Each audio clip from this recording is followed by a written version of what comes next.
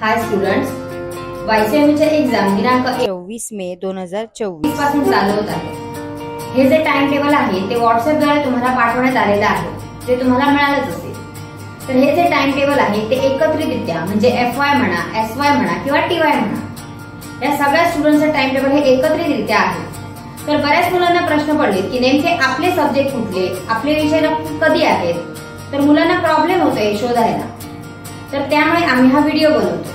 तर या तुम्हाला प्रश्न पडला असेल की सेपरेट टाइम टेबल का नाही पाठवलं, याचं कारण की विद्यापीठ टाइम टेबल मध्ये नेहमी काही ना काही चेंजेस करत असतात। तर त्यामुळे मुलं डिस्ट्रॅक्ट व्हायला नको यासाठी आम्ही जे टाइम टेबल आहे ते एकत्रितच पाठवलेलं आहे। आणि तसंही तुमचं जे हॉल तिकीट येणार आहे त्या 8 दिवसात हॉल तिकीट येईल आणि त्या हॉल तिकीटवर तुमची कुठल्या दिवशी एक्झाम आहे म्हणा, शिवाय सब्जेक्ट हे सगळं मेन्शन केलेलं असतं। तुम्हाला आपल्या ऑफिसमध्ये सुट्टी टाकायची, तर नेमकी कधी सुट्टी टाकायची त्यासाठी त्यांना डेट हवी आहे। तर त्यासाठी तुम्ही तुमचे सब्जेक्ट कसे चेक करायचे, तर तुम्ही ऍडमिशन घेताना सब्जेक्ट कुठले सिलेक्ट केले हे तुम्हाला WhatsApp द्वारे मिळालेच असते। तर हे सब्जेक्ट बघून टाइम टेबल कसं चेक करायचं हे मी तुम्हाला आता दाखवते।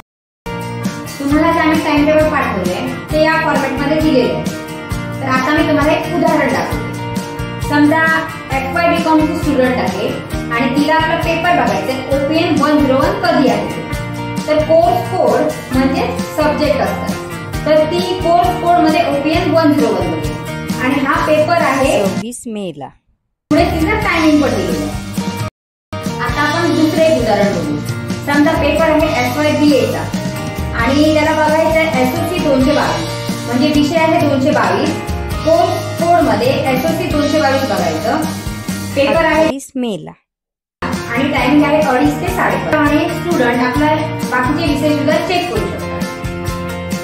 असेच एक्झाम रिलेटेड व्हिडिओ आमच्या चॅनलवर पोस्ट केले जातील, तर आमच्या चॅनल सबस्क्राईब करा आणि बेल आयकॉनवर क्लिक करा। थँक्यू आणि परीक्षेसाठी बेस्ट ऑफ लक।